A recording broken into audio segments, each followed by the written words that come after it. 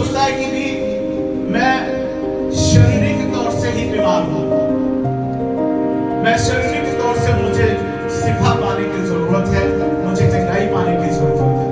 मैं आपको ये बता देना चाहता हूं बात, जब आप लोग अपने आत्मा के कब्र से छुटकारा पाएंगे, आज आपको अगर चंगाई प्राप्त करनी है तो अपने आत्मा के कब्रों से चंगे होने की जरूरत है। बड़े ध्यान से सुनना, लोगों को यही पता है, हमने एक मैसेज डाला और वहां पर लिखा है आत्मिक चंगाई सभा। आत्मिक चंगाई सभा का मतलब है कि आत्मिक रीति से आपको चंगे होने की जरूरत है।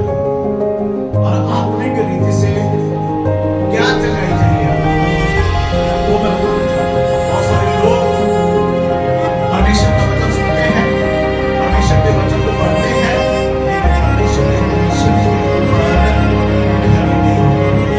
परमेश्वर के वचन को गहराई से अपने जीवन में ग्रहण नहीं करते, परमेश्वर के वचन को प्रॉपर अपने जीवन में लेकर चलते नहीं है। और ये कौन है? ये वो लोग हैं जिनकी आत्मा में कपट है। बताना चाहता हूं, इंसान आत्मिक रीति से भी बीमार है। इंसान आत्मिक रीति से भी बीमार है। उसको आत्मा के द्वारा शिफा पाने की जरूरत है, उसको अपनी आत्मा के कब्र से छुटकारा पाने की जरूरत है। मैं आपको बताना चाहता हूं, जो व्यक्ति अपने आत्मा में शिफा पा लेता है, जो व्यक्ति अपने आत्मा के कपटों से बच जाता है, जो व्यक्ति अपने आत्मा में कपट नहीं ले आता, वो कपटी नहीं होता है अपनी आत्मा में, वो क्या होगा?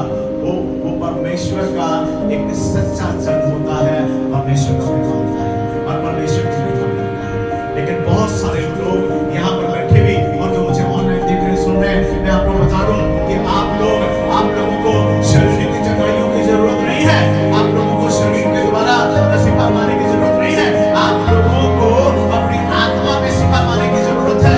अपने आत्मा में आपको अपने कपटों से छुटकारा पाने की जरूरत है, ये बहुत ही जरूरत है। और मैं आपको बताऊंगा कि आपके आत्मा में छुटकारा होना बहुत जरूरी है। और ये चीजों को आपको समझना होगा प्रियजनों। अगर आप इन बातों को नहीं समझोगे तो आप याद रखें कि शारीरिक तौर से भी आपको शिफा नहीं मिलेगी। जो व्यक्ति अपने आत्मा के कपटों में बना हुआ है, जो व्यक्ति अपने आत्मा में कपट लिए फिरता है, ये कौन लोग हैं? आत्मा को ये वो लोग हैं जो वचन सुनते हैं, इधर से सुनते हैं और दाहिने कान से सुना और बाएं कान से, ये वो लोग हैं। आप में से बहुत सारे लोग बैठे हैं, बहुत से लोग बाइबल को पढ़ रहे हैं, वचन को सुन भी रहे हैं, लेकिन वचन के मुताबिक अपना जीवन चलाते। यही वो लोग हैं जो आत्मा के कपटी हैं। और आप में से बहुत सारे लोग कपटी ही बैठे हैं, क्योंकि वो वचन सुन रहे हैं, वो वचन पढ़ रहे हैं, लेकिन सिर्फ पढ़ा, सिर्फ सुना, उसके अनुसार अपना जीवन किया नहीं। आप सोच रहे होंगे ये आत्मा का कपट क्या है? ये आत्मा का कपट ये है कि जो आत्मा में अपने आत्मा में कपट रखता है वो परमेश्वर के वचन पे चलता नहीं है। हालेलुया। वो परमेश्वर के वचन पे चलता नहीं है, वो वचन पढ़ता होगा, वो वचन सुनता होगा, लेकिन उन वचनों के मुताबिक अपना जीवन नहीं करता है। इसी को कहते हैं आत्मा में कपट रखने वाला व्यक्ति। आज अपने आप को जांच लेना, अपने आप को पहचान लेना कि आपके जीवन में अगर आप सही तरह से सोचोगे, देखोगे, तो आपको अपने जीवन में, आपके अंदर, आपकी आत्मा में कपट नजर आएगा। प्रभु का वचन कहता है जो रूह और सच्चाई से चलता है। कैसे चलता है? जो रूह और सच्चाई से। रूह का मतलब पवित्र आत्मा के अगुवाई में चलना। सच्चाई का मतलब जो व्यक्ति सच बोलता है।